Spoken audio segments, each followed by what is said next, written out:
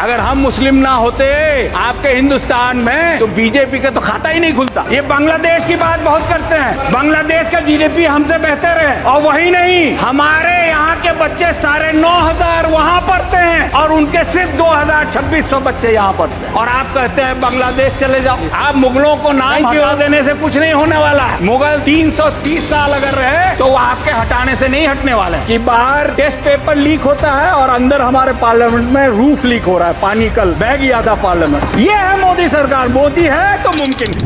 किसी भी मुल्क में, किसी भी समाज में जो सबसे बड़ा अहम मुद्दा होता है वो शिक्षा और तालीम होती है। और हमने देखा है कि मोदी सरकार पिछले 10 सालों में धीरे धीरे धीरे इस फाउंडेशन को बर्बाद कर दी है। मैम, बापू महात्मा गांधी जी ने कहा था, live as if you have to die tomorrow, learn as if you have to live forever. और पहला शिक्षा मंत्री मौलाना अबुल कलाम आजाद साहब ने कहा था, every child deserves timeless gift of education. और इसी भावना के साथ कांग्रेस ने 2009 में एक लॉ बनाया जिसमें फंडामेंटल राइट के तहत आर्टिकल 21A में सभी 6 से 14 साल के बच्चे बच्चियों को फ्री एंड कंपलसरी एजुकेशन दिया। उसके बाद इसको बढ़ाने की बात हुई। आदरणीय मोदी जी ने भी बहुत ऊंची आवाज में कहा कि हम 18 साल तक बढ़ाएंगे, 12 तक बढ़ाएंगे, लेकिन अभी तक नहीं बढ़ाया उन्होंने।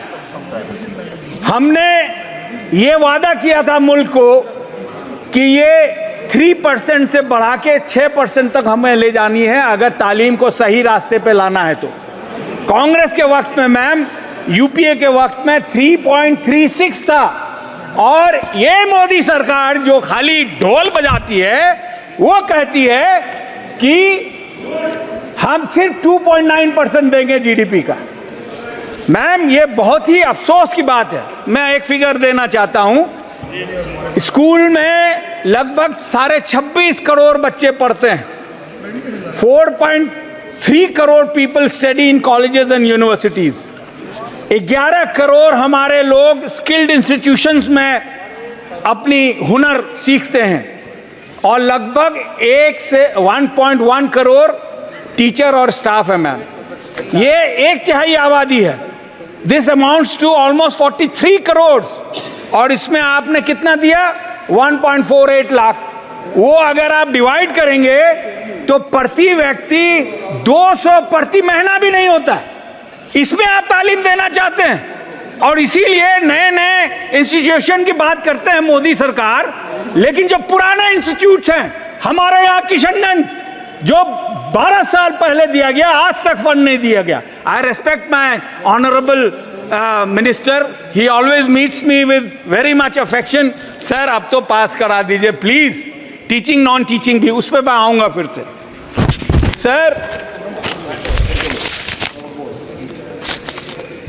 4,80,000 लगभग वैकेंसीज है टीचर्स की। और बिहार से, जहां से मैं ताल्लुक रखता हूं, वहां लगभग 1.25 लाख लोग टीचर्स नहीं है। अब बताइए तालीम कहां से हासिल होगी? पढ़ाने वाले ही नहीं है तो क्या पढ़ेंगे हम?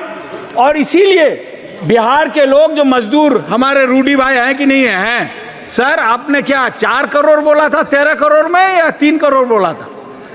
4 करोड़ लोग अलग अलग प्रोफेशन के पूरे हिंदुस्तान में हम लोग गए हैं। सर, ये मेरे टाइम नहीं लेंगे। मैं नाम नहीं लिया। He is not yielding, sir. No, I just mentioned. You can, after I speak, you can put your point.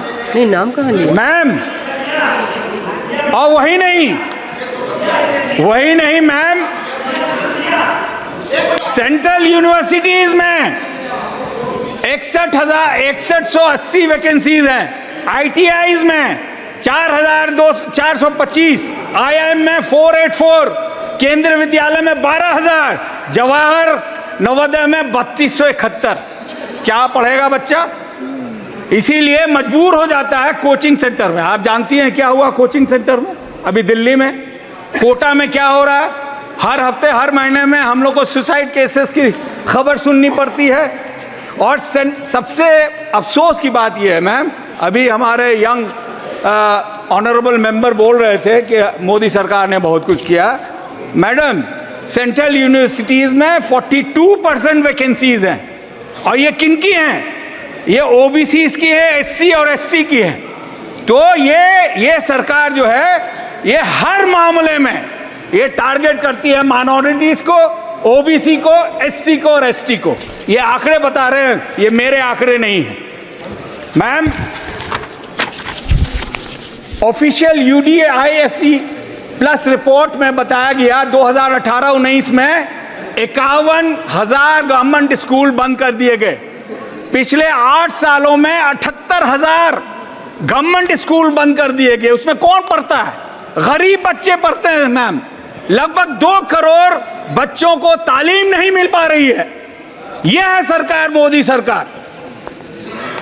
दूसरी बात यह है कि कहते हैं कि हम अच्छा तालीम दे रहे हैं, तो कैसे तालीम देंगे आप? अभी बहुत चर्चा में था और ज़रूरी भी है, नेशनल टेस्टिंग एजेंसी बनाई गई, आदरणीय मोदी जी की सरकार ने बनाई, और क्या देखा हमने? 7 साल में 70 ऐसे केसेस हुए जो पेपर लीक हुए।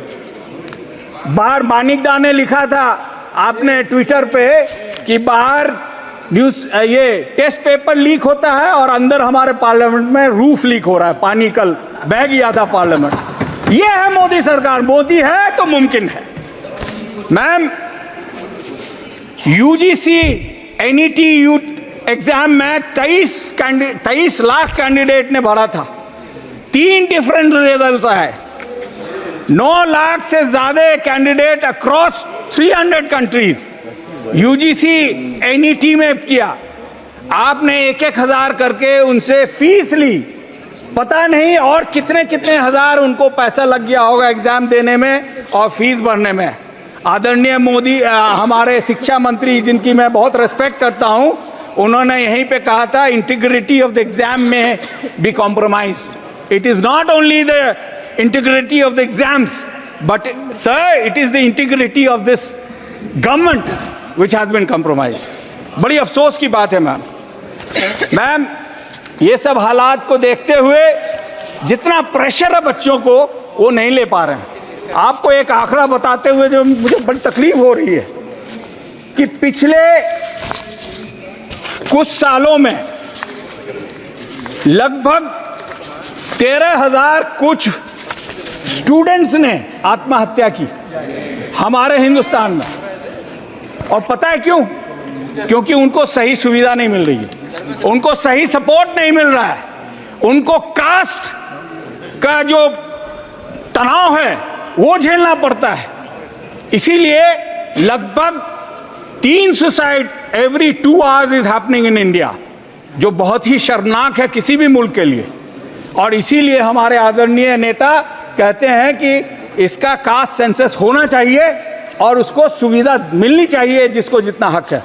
जो हमारे बच्चे, जो स्थिति है यहाँ पे, लगभग 13.25 लाख बच्चे 2022 में हमारे बाहर पढ़ रहे थे और इनके पढ़ाई के खर्चे लगभग 60 to 70 billion dollars, that is between 5 and 6 lakh crore.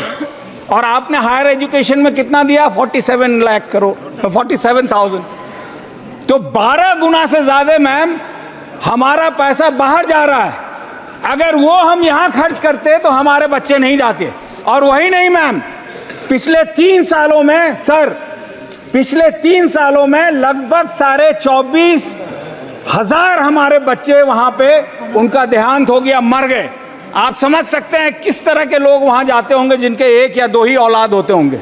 उनका तो दुनिया उधर जाता है। मैं माइनॉरिटी इश्यूज पे आता हूं सर। किशनगंज के बारे में तो आपको मेरे ख्याल से आप भी रट गए होंगे, हम भी रट गए होंगे।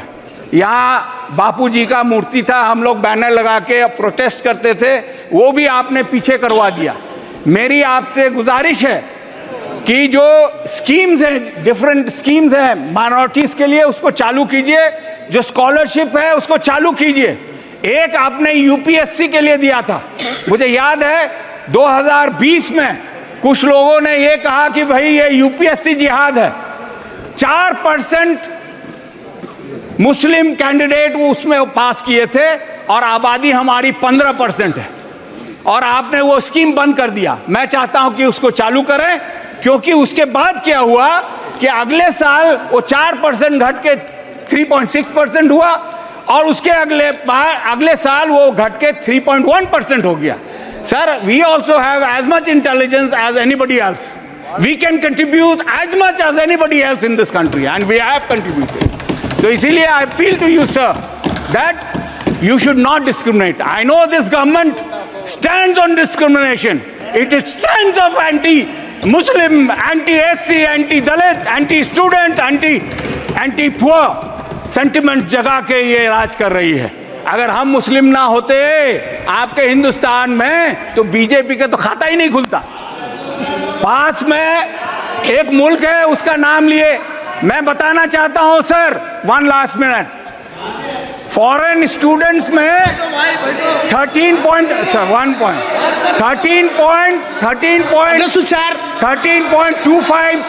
Please, wind up your speech. 13.2 lakhs study abroad, and in India only 40,000 national from outside come here. ये बांग्लादेश की बात बहुत करते हैं, बांग्लादेश का जीडीपी हमसे बेहतर है, और वही नहीं, हमारे यहाँ के बच्चे 9,500 वहां पढ़ते हैं और उनके सिर्फ 2,000-2,600 बच्चे यहाँ पढ़ते हैं, और आप कहते हैं बांग्लादेश चले जाओ। तो मेरी गुजारिश है कि जो भी हमने मांगा है उस पे माननीय मंत्री जी गौर करें और मुल्क के एजुकेशन को बचाएं, बेहतर करें। आप मुगलों को नाम हटा देने से कुछ नहीं होने वाला है। मुगल 330 साल अगर रहे तो वो आपके हटाने से नहीं हटने वाले हैं।